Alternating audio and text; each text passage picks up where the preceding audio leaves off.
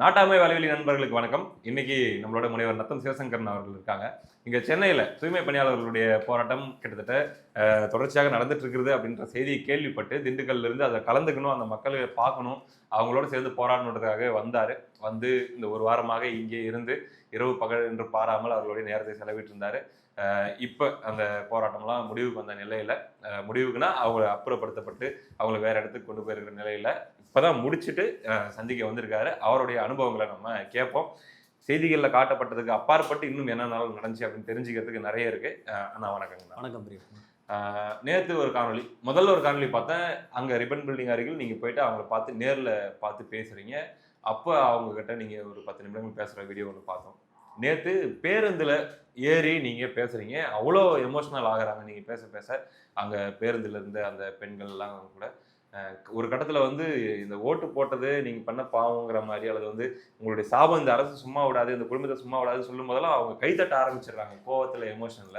அந்த அளவுக்கு நிறைய உணர்ச்சி வயமான காட்சிகள்லாம் பார்க்க முடிஞ்சு. உங்களுடைய அனுபவங்களை கொஞ்சம் பகிர்ந்துக்க முடியுமா? நேரடி அனுபவங்கள். பிரியகுமார், இப்போ நம்ம நேற்று கடைசியாக நடந்ததை நம்ம பேசிடுவோம். எப்போவுமே ஒரு போராட்டம் நடந்துச்சு, அந்த போராட்டத்தை கலைக்கணுன்ற முடிவுக்கு அரசு வந்துருச்சு. சரின்ட்டு அவங்களை கலைச்சிட்டாங்க, கொண்டு போய் மண்டபங்களை அடைச்சி வச்சாங்க. பொதுவாக போராட்டம் நடந்ததுன்னு பார்த்தீங்கன்னா சென்ட்ரல் ரிப்பன் பில்டிங்ன்றது சென்ட்ரல், அதாவது என்ன சொல்லணும்னா வட சென்னை பகுதியில் போராட்டம் நடந்துச்சு. ஆனால் இவங்களை என்ன பண்ணிட்டாங்க, முழுவதுமாக ஒரு 10 இடத்துக்கு மேலே தங்க வச்சுருந்தாங்க.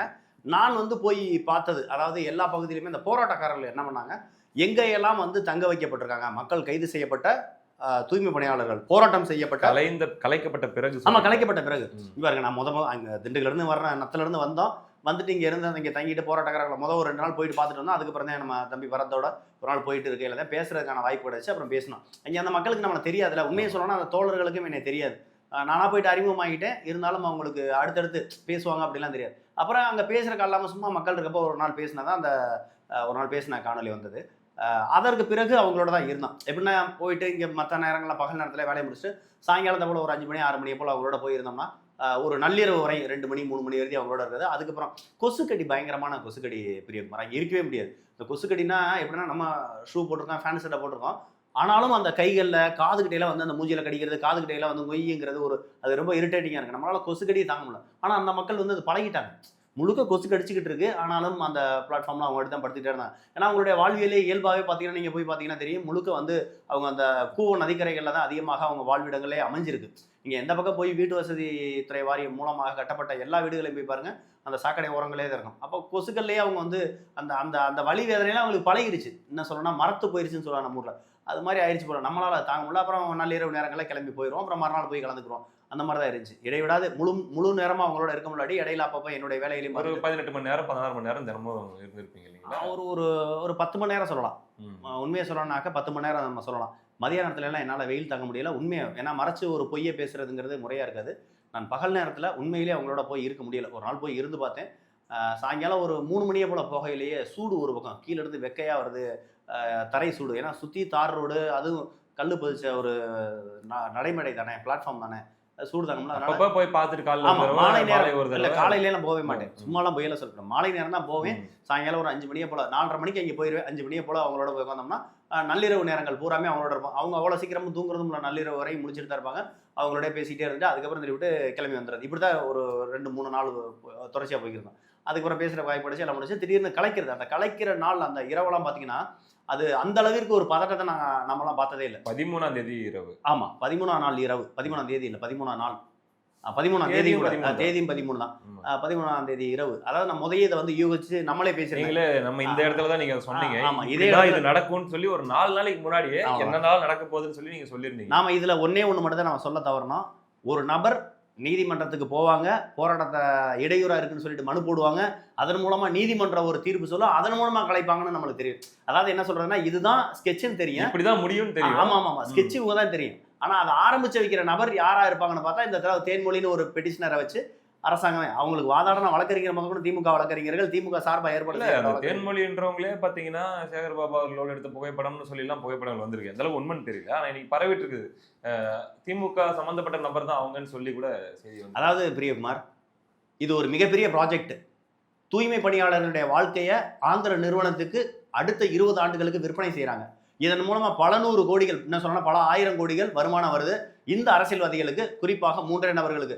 ஒன்று மேயர் பிரியா, 2வது அவர் அமைச்சர் சேகர்பாபு, 3வது ஸ்டாலினோட குடும்பம். இந்த 3 பேத்துக்கும் வரக்கூடிய வருமானத்திற்காக தூய்மை பணியாளர்களுடைய வாழ்க்கை விற்கப்பட்டிருக்கு ஆந்திர நிறுவனத்துக்கு. இதுதான் உண்மை. இதுல நடந்த ஒரு சில விஷயங்கள் எல்லாம் நீங்க பாத்தீங்கன்னா கொஞ்சம் புதுவிதமா இருக்கு. அதாவது எப்படின்னா, 6 மாசத்துல தேர்தல் வரப்போகுது, ஆனாலும் இவ்வளவு துணிஞ்சு ஒரு செயலை செய்கிறாங்கன்னா அதுக்கு பின்புலத்தில் இருக்கிறது முழுக்க முழுக்க இதை ஒரு நாடகம் மாதிரி நடத்தி மக்களை ஏமாத்திடலாம். அவங்க இந்த டிவி, மீடியா, யூடியூப் இதுகளுக்கெல்லாம் பயப்படுற மாதிரி தெரியல. ஒன்றே ஒன்று தான் அவங்களோட நம்பிக்கை. கடைசி நேரத்தில் நம்ம மக்கள்கிட்ட காசை கொடுத்தா ஓட்டை போடுற போகிறாங்க, நம்ம ஜெயிச்சிட போகிறோம் அப்படின்ற நம்பிக்கை என்ன சொல்கிறது ரொம்ப அதிகமாக இருக்குது அவங்கள்ட்ட. அந்த நம்பிக்கை தான், அந்த அதிகப்படியான நம்பிக்கை தான் அவங்கள துணிஞ்சு இந்த மாதிரி செய்ய வச்சுது.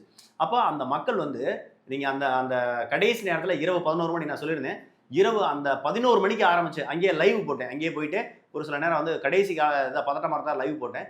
11 மணிங்கையில் அந்த அந்த என்ன சொல்கிறது, அந்த ஒரு தன்மை வந்துருச்சு. எல்லா பேத்துக்கும் அந்த நம்மளை போராட்டத்தை கலைக்க போகிறாங்க அப்படின்ற ஒரு சூடு பரவ ஆரம்பிச்சிருச்சு. தொடர்ச்சியாக காவல்துறை அவங்களுடைய காவல், அந்த அந்த என்ன சொல்கிற காவல்துறை ஒட்டுமொத்த காவலர்களும் ரோட்டினுடைய இந்த பக்கத்துலேருந்து அந்த பக்கம் போகிறது வர்றது அப்படியே ஒரு பெரைடு நடத்துகிற மாதிரி அந்த அந்த காவல்துறையினுடைய ப்ரிப்பேர் ஆகிறது அந்த காவல்துறையினுடைய ஸ்ட்ரென்த்தை காட்டுறாங்க, வலிமையை காட்டுறாங்க.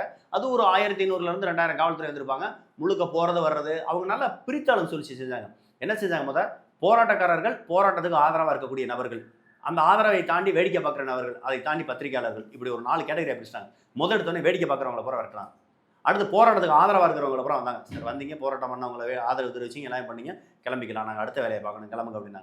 நாங்கள் எதுக்குங்க கிளம்பணும், நம்ம மல்லு கட்டின உடனே என்ன பண்ணிட்டாங்க, கொஞ்சம் கொஞ்சமாக அதில் யாரெல்லாம் கொஞ்சம் நான் எதுக்குங்க போகணும்னு கேட்டவங்கள விட்டுருவாங்க. சரிங்க மேடம் கிளம்புறன்ற மாதிரி ஒரு சாயலில் காட்டுறவங்கள பூரா அப்படியே கழிச்சு கட்ட ஆரம்பிச்சாங்க. அவங்களோட நோக்கம் பூராமே என்ன இருந்துச்சுன்னா, போராட்டக்காரர்களை தவிர மற்றவர்கள் யாருமே இருக்கக்கூடாது, தனிமைப்படுத்த ஆரம்பிச்சா. கொஞ்சம் கொஞ்சமாக நம்மளாம் மல்லு கட்டி நாங்கள் அப்படி தான் இருப்போன்ற மாதிரி இருக்க ஆரம்பிச்சோம். அப்புறம் என்ன பண்ணாங்க, டக்குன்னு பேரிகேட்டை போட்டாங்க. காவல்துறை சுற்றி நின்றாங்க. கயிறுகளை பிடிச்சி ஒரு ஒரு தடுப்பு மாதிரி அமைச்சாங்க. வரிசையாக வாகனங்களை கொண்டாந்து, இந்த அரசு வாகனங்கள், அதாவது காவல்துறையோட வாகனங்கள் போக அரசு பேருந்துகளே காவல்னு போர்டே வச்சுட்டாங்க. முதல்ல காவல்னு வச்சு ஒரு 100கணக்கான பேருந்துகளை கொண்டாந்து ரிப்பன் பில்டிங் பக்கத்தில் இருக்கக்கூடிய அந்த சாலையில் பின்பக்கத்தில் அது போகும். அந்த நேரு ஸ்டேடியமாக ஏதோ இருக்குன்னு நினைக்கிறேன். அது வரைக்கும் 100கணக்கான பேருந்துகளை முதல்ல நிப்பாட்டி வச்சிருந்தாங்க. அதுக்கப்புறம் வந்தாங்க, டக்குன்னு இங்கே இருங்க, நீங்கள் கண்ணை மூடி கண்ணு திறக்கல பிரியகுமார், யாரை பற்றியுமே யோசிக்கவே இல்லை, டக்குன்னு ஏற்றிக்கிட்டே இருந்தாங்க, ஏற்றிக்கிட்டே இருந்தாங்க. இதில் இன்னொன்று நீங்கள் ஒன்று தெரிஞ்சுங்க, அவங்க நல்லாவே கணக்கு பண்ணிட்டாங்க. இப்போ இந்த போராடக்கூடிய மக்களை தாண்டி யாரெல்லாம் ஆர்கனைஸ் பண்ணுறான், யாரெல்லாம் சமூக ஆர்வலர்கள், அதுல யாரு பேட்டி கொடுக்குறா, யாரு கொஞ்சம் துடிப்பா இருக்கிறா, இதுகளை பூராத்தையுமே முதல்ல கணக்கு பண்ணிட்டாங்க. இந்த கைதுகள்லாம் முன்கூட்டியே பார்த்து அனுபவம் இல்லை. ஆமா, இது நம்மளுக்கு தெரியுமில்ல. அவங்கள இன்னும் சொல்லணும்னா, தோழர்களை நம்ம எதுவுமே சொல்லக்கூடாது, அவங்க திட்டமிட்டு பண்ணாங்க. ஆனால் இன்னும் நிறைய அதை கொஞ்சம் இன்னமும் விழிப்புணர்வு ஏற்படுத்தி நிறைய வெளி மாவட்டங்களில் இருக்கக்கூடிய போராளிகளை நம்ம கொண்டாந்துருக்கலாமோ அப்படிங்கிறது என்னுடைய ஒரு தாழ்மையான கருத்து. ஏன்னா அவங்களுக்கு தெரியும் அவங்க போராட்டம் இருந்தாலும் இந்த போராட்டத்துக்கு இன்னும் நிறைய சமூக ஆர்வலர்கள் தென் மாவட்டங்கள்ல இருந்தும் சரி, மேற்கு மாவட்டங்கள்ல இருந்தும் சரி, இன்னும் போராட்டக்காரர்கள் நிறைய பேரை கொண்டாந்துருந்தா அவங்க ஆர்கனைஸ் பண்றதுக்கு சரியா இருப்பாங்க. அதாவது இந்த மக்களுக்கு விழிப்புணர்வு கொடுக்கறது, அதோட சேர்த்து அவர்கள் எல்லாருமே தொடர்ச்சியா யூடியூப்ல பேச இது வெகுஜன மக்கள்கிட்ட போய் ரீச் ஆயிருக்கும். இப்போ நீங்கள் தோழர் வளர்மதி பேசுகிறாங்க, அவங்களுடைய நண்பர்கள் பேசுகிறாங்க, இன்னும் வழக்கறிஞர் நிறைய பேர் பேசுனாங்க. இந்த மாதிரி பேசும்போது இன்னும் பல போராட்டக்காரர்கள், பல முன் அனுபவம் உள்ள நபர்கள் அவங்களாம் வந்திருந்தாங்கன்னா இன்னும் சிறப்பாக இருந்திருக்கும், இன்னும் கொஞ்சம் காவல்துறை தொடர்றதுக்கு அஞ்சு இருக்கும் அப்படிங்கிறதான் ஒரு பார்வை, நம்மளுடைய தனிப்பட்ட பார்வை. யாரையும் குறை சொல்ற நம்ம நோக்கம்ல. அப்போ எல்லாத்தையுமே அடிக்கிறாங்க, அடிச்சு இங்கே பாருங்களே, நான் ஒரு காணொலியில பதிவு செய்யணும்னு நினைச்சேன். அடிச்சாங்க பிரியகுமார், பிரியகுமார்.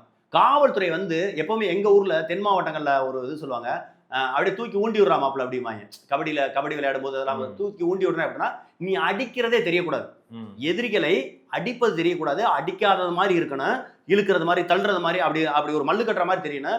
ஆனா அவங்களை என்ன பண்றது, இந்த மூட்டுக்கு இந்த ஜாயிண்ட் இந்த கை, இந்த மாதிரி இடங்களை எல்லாம் அப்படியே கையை திருகி விடுறது, கையை ஒடிச்சு விடுறது, இது அவங்களுக்கு தெரியும், எதிரிகளுக்கு தெரியாது. வெளியில இருந்து பாக்குறவங்களுக்கு எங்கப்பா அவங்க அடிச்சாங்கன்ற மாதிரி இருக்கும். அந்த தள்ளுமுள்ளு தான் நடக்கிற மாதிரி இருக்கும். அதுல ஒரு கிடுக்குப்பிடியில் என்ன பண்ணுவாங்க, அப்படியே அந்த கை கால்களை பூராத்தையுமே உடைக்கிறது, ரத்தமின்றி உள்ளுக்குள்ள பார்ட்டை உள்ளுக்குள்ள இருக்க எலும்புகளை சேதப்படுத்துறது. இது மாதிரி வேலையில காவல்துறை திட்டமிட்டே யாரெல்லாம் போராடுறாங்களோ அவங்கள பூரா கையை ஒடிக்கிறது, கையை திருக்கி விடுறது, மூட்டை இறக்குறது, இந்த மாதிரியான வேலைகளை பூராமே பண்ணாங்க. அதை நல்லா பார்த்தோம்.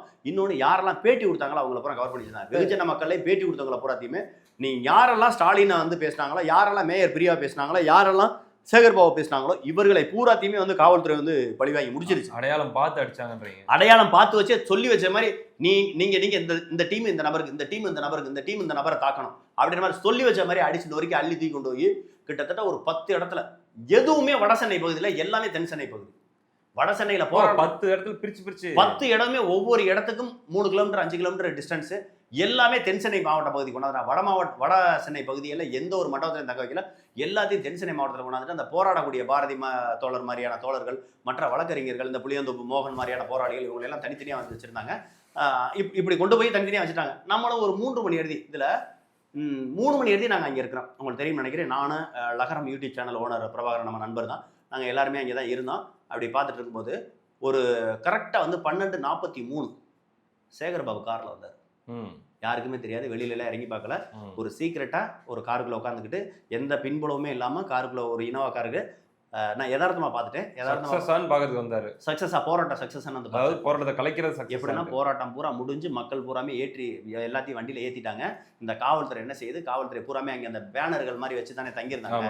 அதாவது ஃபிளக்ஸ் தார்பாய் இதுகளை போட்டுதான் கீழே விரிக்கிறது மேல இதை பூராத்துமே சுருட்டி எல்லாம் கிளியர் பண்ணிட்டாங்க. எல்லாத்தையும் கிளியர் பண்ணீங்க. உங்களுக்கு ஒன்று தெரியும், இது பூராமே எதுக்கு ஏற்பாடு பண்ணாங்க, சுதந்திர தின கொண்டாட்டங்களுக்காக இதை பூரா ஏற்பாடு பண்ணாங்க.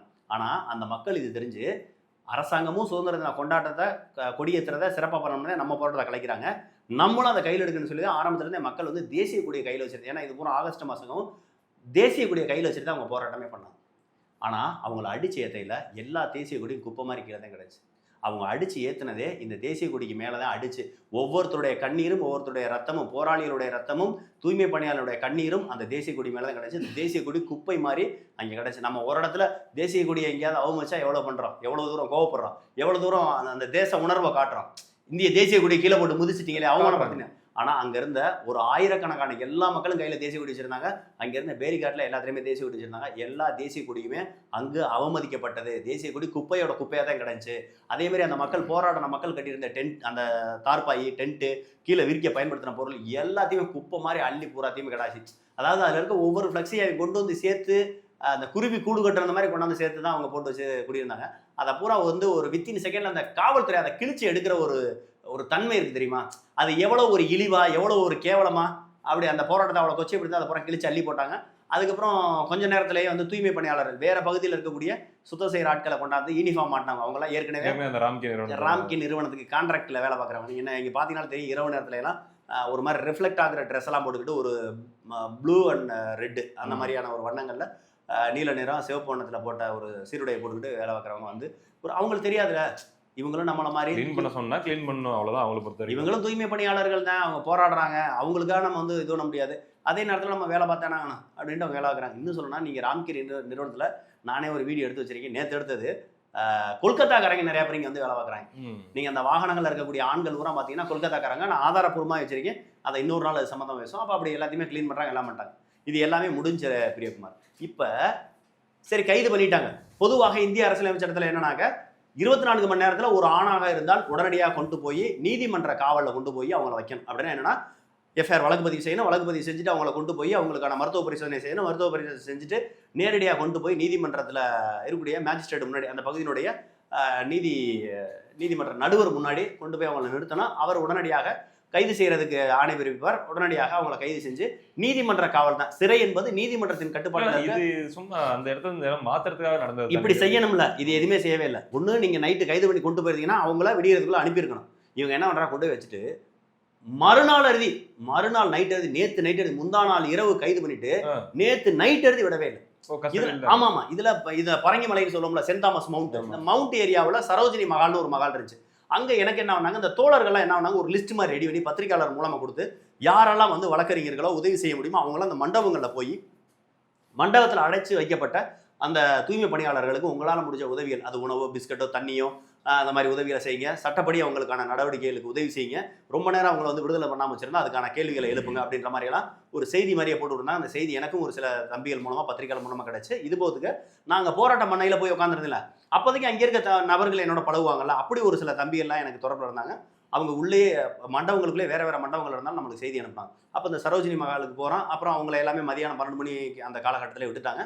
அப்புறம் எனக்கு ஒருத்தர் சொன்னார், நான் கிளம்பிட்டேன் ஆரைக்கு போகலாம்னு. அப்புறம் ஒருத்தர் சொன்னார், இந்த மாதிரி பக்கத்தில் கிண்டியில் ஒரு சமுதாய கூடத்தில் அங்கிட்டு அந்த பக்கம் சீமானனை வந்து கிண்டியில இன்னொரு பகுதியில் வேளச்சேரி பகுதியிலே வந்து உங்களுக்கு தெரியும் நினைக்கிறேன், நிறைய காணொலியெல்லாம் வச்சு சீமானனை வந்தது, அந்த மக்கள் வந்து போராடினது, அவங்கள வெளியில் அனுப்பாமல் இழுத்தடிச்சது, அப்புறம் சீமானனை வந்ததுக்கு பிறகு விட்டது, இப்படி நடந்துச்சு. ஆனால் அதுக்கு பக்கத்துலேயே கிண்டி பகுதியில் ஒரு சமுதாய கூடம், அந்த சமுதாய கூடத்தில் வச்சிருக்காங்க ஆளுகளை விடலைன்னு சொன்னாங்கன்னா அந்த இடத்துக்கு போயிட்டு அங்கே போய் பார்த்தாக்க உள்ள ஆளுகள் இருக்காங்க. இந்த புளியந்தோப்பு மோகன் தோழரை மட்டுமே குறி வச்சு அங்கே வந்து ரொம்ப கொடுமைப்படுத்திக்கிட்டு அவர் தோழர் உள்ள இருந்தார், நான் பார்த்து பேசினா அவர் என்ன அவரை வந்து டார்கெட் பண்ணுறாங்க. ஒரு 6 பேர்த்த பாரதி தோழர் இந்த மாதிரியான நபர்களை பூராமே கைது பண்ணுறதுக்கு திட்டமிட்டிருக்காங்க. அப்புறம் ஒருவேளை நீதிமன்றத்தினுடைய அழுத்தமோ இல்லது காவல்துறை உயரதிகாரிகளோ அரசியல்வாதிகளோ இந்த போராட்டத்தை வந்து அடுத்த கட்டத்துக்கு இவங்களை கைது பண்ணால் அடுத்த கட்டத்துக்கு போயிரும் நினைச்சாங்களேன்னு தெரியல. அவங்க வந்து விடுதலை பண்ணாமல் வச்சுருந்தாங்க. கடைசி நேரத்தில் இந்த விடுதலை பண்ணாங்க. நம்ம தொடர்ச்சியாக மதியானத்துலேருந்தே அவங்களோட போராட்டம்னு வச்சுங்க. அவங்களுக்கு அதாவது உள்ள இருக்கவங்களுக்கு நம்ம வெளியில் எவ்வளோ போராட்டம் தெரியாது. அவங்களுக்கான உணவு, அவங்களுக்கான குடிநீர், அவங்களுக்கான தேநீர், இப்படி பல வேலைகளுக்கு வெளியிலிருந்து ஆய்வாளர்களையும் சரி காவல்துறை அதிகாரிகளையும் சரி பல வகையில் வந்து நம்ம அழுத்தம் கொடுத்து அவங்களோட மல்லு கட்டிக்கிட்டு அவ்வப்போது சண்டை போட்டுக்கிட்டு யோசிச்சு பாருங்க பிரியகுமார். 12 மணிக்கு இங்கே ஒரு மண்டபத்துல இருந்து வெளியே அனுப்பிட்டாங்க. அடுத்த மண்டபத்தை 12 மணில இருந்து ஒரு அரை மணி நேரத்துல முன்ன பின்ன விட்டுருவாங்கன்னு நினைக்கிறோம். 12:30 ஆகுது, 1 ஆகுது, 2 ஆகுது, 3 ஆகுது, சாயங்காலம் 5 மணி ஆகுது, 6 மணி ஆகுது. எப்பவுமே அந்த 6 மணிக்கு மேல மண்டபத்துல வைக்க மாட்டாங்க. 6 மணிக்கு மேல பெண்கள், அதுல ஆண்கள் இருக்காங்க, பெண்கள் இருக்காங்க, குழந்தைகள் இருக்காங்க, எல்லாருமே இருக்காங்க அந்த மண்டபத்துல. கிட்டத்தட்ட ஒரு 80 பேர் 100 பேர் இருப்பாங்க. சரி இப்ப விட்டுறாங்க, அப்புறம் விடுறாங்க. பார்த்தா 7 மணி ஆயிடுச்சு, 7 மணி ஆயிடுச்சு, விடவே இல்லை. அதுக்கப்புறமும் நம்மளால பொறுமதாங்களா. அதுக்கப்புறம் காவல்துறையிட மல்லு கட்டுறான். அவர் ஆய்வாளர் சொல்றாரு, நாங்கள் என்னங்க பண்ண முடியும், ஏசி முடிவு எடுக்கணும், டிசி முடிவு எடுக்கணும். நீங்கள் நினச்சிங்கன்னா வழக்கறிஞர்கள் கட்சிக்காரவங்க, நீங்கள் நினச்சிங்கன்னா ஏசி கிட்ட பேசலாம், டிசி கிட்ட பேசலாம், யாட்டாலும். ஆனால் நான் எனக்கு மேலே அதிகாரி ஏசி மட்டும் தான், நான் அவர்கிட்ட மட்டும் தான் பேசணும். அதுக்கு மேலே இருக்க டிசிட்டே, அதுக்கு மேலே இருக்க கமிஷனர்கிட்ட நான் பேச முடியாது. நீங்கள் யார்கிட்ட வேணாலும் பேசுங்க, எங்களை அவங்க விட சொன்னால் விட போகிறோம். கைது பண்ணதுலேருந்து நானும் அவங்களோட தான் இருக்கேன்.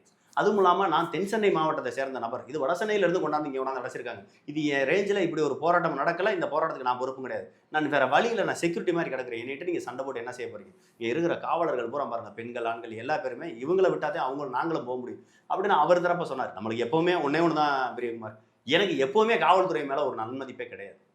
நான் 90% காவல்துறை, ஒரு 10% நல்ல மனுஷங்கள் இருக்காங்க நம்ம பார்க்கலாம். 90% மனுஷங்களுக்கு வந்து அதான் என்ன சொல்றது, தங்களுடைய பணின்றதை தாண்டி அவர்கள் மனசுல வந்து ஒரு சினிமா ஹீரோன்ற நினைப்புலையே அவங்க வாழ்ந்து ஏழை எளிய மக்களை அடிக்கிறதும், ஏழை எளிய மக்களை அவதூறா பேசுறதும், அசிங்கமா பேசுறதும், ஒரு மரியாதை இல்லாம நடத்துறதும், இதுதான் காவல்துறையினுடைய கெத்து அப்படின்னு நினைச்சு அவங்க பண்றதுனால நம்மளுக்கு மதிப்பில்லை. ஒரு 10% காவலர்கள் நல்லவங்களா இருக்காங்க. நேரத்தில் நான் பார்த்த ஆய்வாளர் ரொம்ப தங்கமான மனுஷன், திருநெல்வேலிக்காரோல இங்கே போட்டாங்க, அவர் புலம்புற நம்மள்ட்ட கிடந்து அப்படிலாம் இருந்தாங்க. ஆனால் நான் பார்த்தவரை அவர்களுடைய கெத்து, அந்த திமிரு, நான் யாருன்ற ஒரு அகங்காரம், இதை பூரா ஒரு ஏழை எளிய மக்கள்கிட்ட, அந்த சினிமா படம் ஜோக்கில் சொன்ன மாதிரி பிள்ளையார் கோயில் பூசாரி 10 ரூபா பழைய துணிக்கு பக்கெட் வாங்குறவன், தமிழ் வாத்தியார், இந்த மாதிரி ஆளுகளாக பிடிச்சி அடிக்கிறது, இப்படி தான் அவங்களோட இருக்குது. அதனால தொடர்ச்சியாக நாங்கள் போராடுறோம். அதுக்கப்புறம் காவல்துறை என்ன பண்ணாங்க, சரி நாங்கள் விடுறோம் அப்படின்னு சொல்லிட்டு ஒரு முடிவு வந்தாங்க.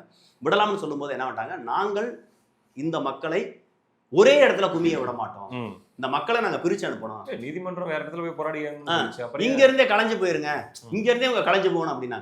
அப்புறம் அதுக்கும் பேசி கீசி காவல்துறை மூலமா ஒரு பேருந்தை தயார் செஞ்சு அந்த பேருந்துல ஏற்றி, அந்த பேருந்து ரோட்டு வழியே போய்கிட்டு இருந்த பேருந்து, அவர் ஏசி கூப்பிட்டோன்னே டக்குன்னு இல்லை சார் நான் டியூட்டி, பொதுவாக ஆட்களை ஏற்ற போகிற கம்பெனி பேருந்துகள் இருக்குங்களா, பிரைவேட் பேருந்துகள், அந்த மாதிரி அவன் புலம்புறான், ஏற்றிட்டாங்க ஆளுகளை போகிறான், அவன் புலம்புறான், சார் நான் ஆளை ஏற்ற போன இல்லாட்டி எனக்கு வேலையே போயிடும் அப்படின்னு சொல்லி அவன் புலம்புவேன். அப்புறம் வேற ஒரு வண்டியை ரெடி பண்ணி அங்கே இருக்கக்கூடிய ஆய்வாளரும் சார்பு ஆய்வாளர் ரெடி பண்ணி அதுக்கப்புறம் ஏற்றி அனுப்புனாங்க.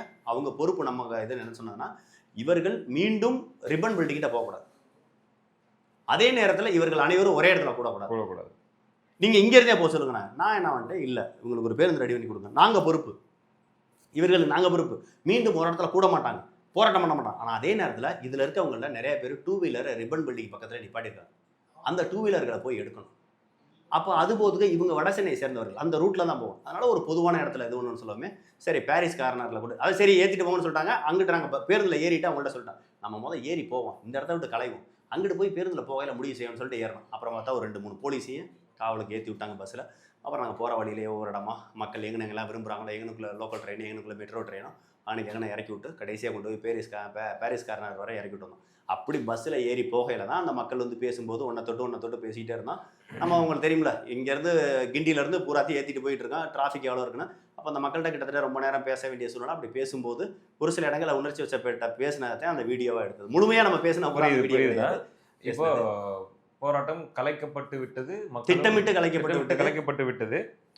அதாவது எல்லாரும் என்ன நினைக்கிறாங்கன்னா, வேற இடத்துல போய் போராடிக்கணும் தான் கோர்ட் சொல்லல. எல்லாருமே என்ன சொல்றாங்க, நீதிமன்றம் உத்தரவு போட்டுச்சு, நாங்க என்ன செய்வதுன்னு தமிழ்நாடு அரசு தப்பிக்க பார்க்குது. ஆனால் நீதிமன்றத்துக்கு இந்த வழக்கு போன விதமோ கொண்டு போய் சேர்த்த நபர்களோ அந்த வழக்கின் மூலமா தீர்ப்பு வாங்கப்பட்டதோ இது எல்லாமே திட்டமிட்டு நடத்தப்பட்ட நாடகம். அது தெரியும். ஒரு நபரை உருவாக்கி நீ போய் போக்குவரத்துக்கு இடையூறா இருக்குன்னு சொல்லி ஒரு பெட்டிஷனை போடு, அந்த பெட்டிஷனுக்கு இங்க இருக்கக்கூடிய அரசு தரப்பு வழக்கறிஞர்களோ அல்லது அதிகாரிகளோ ஆமான்னு சொல்லுவாங்க. ஆமா அது இடையூறா தான் இருக்குன்னு சொல்லிட்டு இப்போ காவல்துறையும் சொல்லணும். ஆமா அது இடையூறா தான் இருக்குன்னு சொல்லிட்டு அரசு தரப்பு வழக்கறிஞர் சொல்லுவாங்க. இடையூறா தான் இருக்குன்ட்டு தமிழ்நாடு அரசு சார்பாக தலைமைச் செயலர் மூலமா ரிப்போர்ட் கொடுப்போம். இப்போ எல்லாத்தையும் சேர்த்து நீதிபதி என்ன பண்ணுவார், போராட்டத்தை கலைஞர் வேற இடத்துல போய் போராடுங்க. அதாவது பிரியகுமார், ஒரு அரசியல் கட்சினா 1 நாள் 2 நாள் போராட்டம் நடத்துங்க, அதுக்கு அனுமதி வாங்கிட்டு ராஜரத்ன அரங்கத்துக்கு பக்கத்துலயோ வள்ளுவர் கூடத்துக்கு பக்கத்துலயோ ஒரு அடையாள உண்ணாவிரதமோ இல்லை அடையாள ஆர்ப்பாட்டமோ 1 நாள் அதிகபட்சம் 4 மணி நேரத்தில் முடிச்சுட்டு கிளம்பிடுவாங்க. ஆனால் இது அப்படி இல்லை, இது வாழ்வாதார பிரச்சனை. எந்த இடத்தில் இவருடைய வாழ்வாதாரம் இருக்கோ, எந்த இடத்தில் இவர்கள் வேலை செய்தார்களோ, எந்த இடத்தில் இவர்களுக்கான வாழ்வாதார உரிமை மீறப்பட்டுச்சோ அந்த இடத்துல போய் தான் இவங்க போராட முடியும். அதை விட்டு போராட்டம் நடக்கிற வேற இடம்னா ரிப்பன் பில்டிங்கில் அடுத்த வச்சு வேலை பார்த்துட்டு இருப்பேன். அவர்களுடைய நோக்கம் என்னன்னா அந்த கட்டிடம் என்னுடைய அலுவலகங்க, அது நான் பணி செய்கிறேன். ஏன் அங்கே மேயருக்கு மட்டும்தான் அது அலுவலகமா? ரிப்பன் பில்டிங்கில் தானே இவங்களுக்கு சம்பளம். இவங்களுடைய தூய்மை பணியாளருடைய சம்பளம் வாங்குற இடம் எது, அல்லது அவங்களுடைய தலைமை அலுவலகம் எது? ரிப்பன் பில்டிங் தானே. அதே வேலை பார்க்குற இடத்துல அவன் போராட்டம் பண்றான், என்ன முறையா இருக்கு போகுது? அது அவங்களோட உரிமை தானே. அந்த இடத்துல வேலை பார்க்குறான், அந்த இடத்துல போராட்டம் பண்றான். இதே ஒரு அரசியல் கட்சினா அடையாள நாம் தமிழர் கட்சி ஆர்ப்பாட்டம் நடந்துச்சு. எங்கே போய் ஆர்ப்பாட்டம் நடந்துச்சு? அவங்க கொடுத்த இடம் தான். ஒரு மாவட்ட ஆட்சியர் முன்னாடி போய் ஆர்ப்பாட்டம் நடத்திட்டு போயிருச்சு. ஏன்னா அவங்க அனுமதி கொடுக்குறாங்க, நம்ம அந்த இடத்துல போய் ஆர்ப்பாட்டம் பண்றோம். இது அப்படி கிடையாது, இது வாழ்வாதார பிரச்சனை. எந்த இடத்துல அவங்களுடைய வாழ்வாதாரம் இருக்கோ, எந்த இடத்துல அவங்க வாழ்வாதாரம் மீறப்பட்டுச்சோ அந்த இடத்துல தான் அவங்க போராட முடியும். சரிண்ணா, இப்போ ஒரு வழியா கலைக்கப்பட்டு விட்டது. பல்வேறு அரசியல் கட்சி தலைவர்கள், கூட்டணி கட்சி தலைவர்கள் அவங்க கடமைக்கு சொல்கிறாங்களோ எப்படி சொல்கிறாங்களோ இரக்கம் கொண்டு பார்க்கணும், சமூக நீதி கண்ணோட்டத்தோட பார்க்கணும், அவருடைய கோரிக்கையை நிறைவேற்றணும் அப்படி இப்படின்னு சொல்லி அறிக்கையை மட்டும் விட்டு அப்படியே அமைதியாயிட்டாங்க. கோரிக்கை வைக்கிறோம் அப்படின்னு சொல்லி போராட்டம் வென்று விட்டதா தோற்று விட்டதா? மறுநாளே பார்த்தீங்களா இன்னொரு இந்த தூய்மை பணியாளர். இல்லை அது நான் வரேன். இவர்களுடைய எந்த நோக்கத்துக்காக இத்தனை நாள் போராடி உட்காந்து எல்லாம் பண்ணாங்களோ அந்த நோக்கம் நிறைவேற வாய்ப்பு உள்ளதா? வாய்ப்பு இல்லை. இனிமேல் அந்த போராட்டம் மீண்டும் ஒரு முறை துவங்கப்பட்டு மீண்டும் ஒரு முறை சீரிய முறையில் தமிழ்நாடு அளவில் இருக்கக்கூடிய மற்ற தொழிலாளர்களும் சரி அல்லது மற்ற சமூக ஆர்வலர்கள் இப்படி எல்லா பேரும் ஒரு பெருவாரியான ஒரு பெரிய அழுத்தத்தை கொடுத்து ஒரு மிகப்பெரிய போராட்டமாக செஞ்சோம்னாக வெற்றி பெற வாய்ப்பு இருக்கு. இப்போது நடந்த போராட்டம் தோல்விதான், வெற்றி கிடையாது. இதுவரைக்கும் 13 நாள் நடந்த போராட்டம் என்பது 7 கட்ட பேச்சு. இந்த 13 நாள் தோத்துருச்சு. தோற்று போனது தூய்மை பணியாளர்கள் கிடையாது, திமுக அரசாங்கம். அதுக்கான விடையோ அதுக்கான அவர்களுக்கான பலனோ இன்னும் 6 மாசத்துல கிடைக்கும். இன்னும் 6 மாசத்துல இந்த மக்கள் அப்படியே கொதிச்சு போயிருக்கேன். பொதுவாகவே வந்து இந்த வடசென்னை படத்துல சொல்லுவாங்க ஜனங்க கேள்வி கேட்க ஆரம்பிச்சிருச்சு அப்படின்னு. அதே மாதிரி தமிழ்நாடு முழுக்க மக்கள் வந்து கேள்வி கேட்க ஆரம்பிச்சிட்டாங்க. நீங்க உங்களுக்கு பார்த்த தெரியும், ஸ்டாலினோட போஸ்டோ ஒரு பாட்டி செருப்பை கலட்டி எரிச்சாங்க. ஆமா, இதுதான் இந்த ஆட்சி கிடையாது. நீங்க ஏன் தெரியுமா பிரியகுமார், திமுக வந்து இதுவரைக்கும் 2வது முறை ஆட்சியே அமையல. இவர்கள் இப்படி செய்கிறதுனால தான், இது மாதிரியான கொடுங்கோன்மை ஆட்சினால தான் திமுக 2வது தடவை வரவே இல்லை. இப்போ நான் உங்கள்கிட்ட ஒன்று கேட்குறேன், இதுவரைக்கும் அதிமுக தான் எதிர்கட்சி. எங்காவது ஒரு இடத்துல அதிமுக பெரிய எதிர்கட்சின்னு சொல்லிட்டு திமுகவை சார்ஜ் பண்ணி, அதாவது குறை சொல்லி பெரிய மாநாடு பெரிய பொதுக்கூட்டம் பெருசா ஒண்ணுமே செய்ய தேவையில்லை. இங்க பாருங்க, திமுகவை பொறுத்தளவு திமுக எதிர்கட்சியாக இருந்தபோது ஆளுங்கட்சியை வீழ்த்துவதற்கு பல வியூகளை அமைச்சு வேலை செய்யும், பல்வேறு வகையான குற்றச்சாட்டை வைக்கும். உங்களுக்கு தெரியும், சமூக ஆர்வலர்கள் இப்ப யாருமே வரல. கம்யூனிஸ்ட் கட்சியா இருக்கட்டும், அதிமுக இருக்கட்டும், பல்வேறு வகையான இயக்க தோழர்களா இருக்கட்டும், பல்வேறு வகையான அமைப்புகளா இருக்கட்டும், இன்னும் சொல்ல போனா சமூக ஆர்வலர்கள் சொல்லக்கூடியவங்க, பத்திரிகையாளர் சொல்லக்கூடியவங்க, எழுத்தாளர் சொல்லக்கூடியவங்க, இப்படி பல தலைப்புகளின் பேர்ல பல நூறு போராளிகள், பல நூறு சமூக ஆர்வலர்கள் இருப்பாங்க திமுகவுக்கு. அவர்கள் எல்லாமே சேர்ந்து பலதரப்பட்ட கருத்தரங்கம், பல ஆர்ப்பாட்டம், பல போராட்டம் பேசிக்கிட்டே இருப்பாங்க. தமிழ்நாடு முழுக்க ஏதாவது ஒரு நிகழ்ச்சி நடந்துகிட்டே இருக்கும். அந்த அளவிற்கு போராட்டம் நடக்கும். ஏன்? ஆளுங்கட்சியான அதிமுகவையோ இல்லை மற்ற கட்சியில வீழ்த்துவதற்கு அவங்க தொடர்ச்சியாக திட்டமிட்டு வேலை பார்ப்பாங்க. ஆனால் திமுக ஆட்சிக்கு வந்துருச்சுன்னா அதிமுக அதுக்கு எதிராக எந்த வேலையுமே செய்யாது. இது அம்மையார் ஜெயலலிதா இருக்கும்போதும் சரி, அவங்க கொடநாட்டுக்கு போயிடுவாங்க, எந்த வேலையும் நடக்காது. ஆனால் திமுக தோக்கும். இது சரித்திரமாவே இதை நடந்திருக்கு. என்னன்னு பார்த்தீங்கன்னா, திமுக நீங்க திமுகவை எதுவுமே செய்ய தேவையில்லை. நீங்க எதிர்கட்சி செய்கிற வேலை, நீங்க அதிமுக பாருங்க, எப்பவுமே அதிமுக எதிர்கட்சியா இருக்கும் போது எதுவும் பெருசா வேலை ஆகாது. அவங்க வாட்டுக்கு அவங்களுடைய கட்சியை மற்ற வேலையை பார்ப்பா, இல்லாட்டி ஓய்வு எடுக்க போயிடுவாங்க. கொடநாட்டுக்கு மாதிரியான இடத்துக்கு அம்மையார் ஜெயலலிதா ஓய்வு எடுக்க போன மாதிரி போயிடுவாங்க. ஆட்டோமேட்டிக்கா திமுகவே சொந்த செலவுடைய சூனியை வச்சு முடிச்சிருவாங்க. எப்பவுமே திமுக எதிரிகளால் வீழ்ந்தது கிடையாது. திமுக வீழ்ந்ததற்கான காரணம், 2வது முறை ஆட்சிக்கு வராதுக்கான காரணம் திமுக தான். இது சரித்திரமா தான், அதைத்தான் வரலாறு சொல்லுது. அந்த வரலாறு தான் இந்த தடவை நடக்குது. இப்ப யாராவது இந்த தூய்மை பணியாளர்கள் பிரச்சனையில அதிமுக எது அந்த அரசியல் செஞ்சு போராட்டம் பண்ணது பூராமே நாம் தமிழர் கட்சி. என்ன சொல்றோம்னா, உண்மையிலேயே எதிர்கட்சியா இருக்கக்கூடிய கட்சினா நாம் தமிழர் கட்சி. நீங்க பாத்தீங்கன்னா தமிழ்நாடு முழுக்க தெரியும், தொடர்ச்சியா எல்லா ஊர்லயும் போராட்டம் நடந்துகிட்டே இருக்கும். எல்லா ஊர்லயும் எங்கேயாவது ஒரு ஆர்ப்பாட்டம், எங்கேயாவது ஒரு போராட்டம் தமிழ்நாடு முழுக்க நடந்துகிட்டே இருக்கும். நாளொரு மேனி பொழுது வண்ணம் சொல்ற மாதிரி தொடர்ச்சியா நடக்கும். ஆனா அதிமுக எதுவுமே செய்யாது. ஏன்னா அதிமுகவுக்கு நல்லா தெரியும், நம்ம நல்ல ரெஸ்ட் எடுப்போம், இவங்களே முடிச்சுப்பாங்க, அவங்களே அங்கே முடிச்சுக்கிறாங்க, நாம அடுத்த ஆட்சி அமைக்க தயாரா இருப்போம், யார் யார் எந்தெந்த அமைச்சர் ரெடி ஆக்கிங்க அப்படின்ற அளவில் தான் அவங்க இருப்பாங்க. திமுகவுடைய வீழ்ச்சி காரணம் திமுகவும் அதன் அமைச்சர்களும் அதனுடைய குறுநில மன்னர்கள் தான் காரணம். நீங்க இந்த ஒரு விஷயத்துல நல்லா கவனிச்சிருந்தீங்கன்னா ஒன்றை மட்டும் பார்க்கலாம். எங்காவது ஒரு இடத்துல KN நேரு இங்க வந்தாரா? ஆமாண்ணா, அவர் தான் துறை அமைச்சர், ஆனா அவர் இதுல பெருசா இன்ட்ரெஸ்ட் காட்டிக்கல. இல்ல, துறை சார்ந்த அமைச்சர் அவர் தான். எங்கனாவது வந்தாரா? தெரியல. சரி, இங்க இருந்து திருச்செந்தூர் கோயிலில் இவ்வளவு பிரச்சனை நடக்குதுல்ல, ஒரு நபரை தரிசனம் பார்க்க போறதுக்கு 10,000 ரூபான்ற வேணிக்கு 4 பேருக்கு 40,000 ரூபா ஆகும். எங்காவது ஒரு இடத்துல அந்த கோவில் சம்பந்தமான அறநிலைத்துறை அமைச்சர் இங்க இருந்து இங்க போயிருக்காரா? போனதே இல்லை. சரி, மதுரைக்குள்ள இது வரைக்கும் எங்கேயாவது போய் கோவில் சார்ந்த பிரச்சனைகள் அப்படின்னு சொல்லிட்டு இங்க இருந்து அவர் போயிருக்காரா? ஏதாவது போயிருக்காரா? எதுவுமே இல்லை. அப்படின்னா என்னன்னா, ஏரியாவுக்குள்ள நீ வராத, அவ்வளவுதான். இங்க துறை ரீதியான அமைச்சர்கள்ன்றதுக்கு பதிலா மண்டல வாரியான அமைச்சர்கள் மாத்தினா திமுகவுக்கு நல்லா இருக்கும். இனி அடுத்த தடவை திமுக ஆட்சிக்கு வரும்போது மண்டல வாரியான அமைச்சர், சென்னை மண்டலம் இது பூரா யாரு? சேகர்பாபு. மதுரை மண்டலம் இது பூரா யாரு? பி மூர்த்தி. திண்டுக்கல் மண்டலம் இது பூரா யாரு? ஐ பெரியசாமி, சக்கரபாணி. இந்த பக்கத்துல கோயம்புத்தூர்ல அமைச்சர் அவ்வளவுதான். அந்த பக்கம் தூத்துக்குடி, அந்த பக்கம் கீதா ஜீவன். இந்த பக்கத்துல வந்து பாத்தீங்கன்னாக்கா இதுல வந்து பாத்தீங்கன்னா திண்டுக்கல் பகுதிகள் எல்லாம் பாத்தீங்கன்னாக்கா ஐ பெரியசாமி. இப்படி ஒவ்வொரு மண்டலம் மாதிரி, திருச்சிக்கு பாத்தீங்கன்னா KN நேரு. அப்போ ஒவ்வொரு மண்டலம் மாதிரியா குறுநில மன்னர்கள் போல இவர்கள் வாழ்கிறார்களே தவிர இவர்கள் துறை ரீதியான அமைச்சர்கள் கிடையாது. சேகர்பாபுவினுடைய ஒரே நோக்கம் சென்னையை சுற்றி இருக்கக்கூடிய 4 மாவட்டங்களை தனது கட்டுப்பாட்டில் வைத்துக்கொண்டு அதன் மூலமா குறிப்பாக சென்னை பெருநகர மாறாச்சு இதுல வரக்கூடிய வருமானங்களை புறாத்தி எடுத்து தனதாக்கி அதை பூராத்தையும் முதலாளி குடும்பத்துக்கு, துர்கா ஸ்டாலினுக்கு, மாப்பிள சாருக்கும், உதயநிதி ஸ்டாலின் கொண்டு கொடுக்கறது தான் அவருடைய வேலை. இவர்கள் துறை ரீதியான அமைச்சர்கள் கிடையாது, மண்டல வாரியான மன்னர்கள், மாவட்ட வாரியான குறுநில மன்னர்கள். இதற்கான முற்றுப்புள்ளைய மக்கள் 2026 தேர்தலை காட்டுவாங்க. இந்த சென்னை மாநகராட்சியில போராடுற மக்களை சாட்சி இந்த குப்பையான திமுகவினுடைய ஆட்சிக்கு. மிக சிறப்பான கருத்துக்களையும் கல அனுபவங்களையும் அவங்களுடைய உணர்வுகளையும் நீங்க வந்து இந்த அரை மணி நேரம் நேர்காணல் மூலமா வெளிப்படுத்துறீங்கன்னா உங்களுடைய கருத்துக்களை பகிர்ந்துட்டு ரொம்ப நன்றி. நன்றி.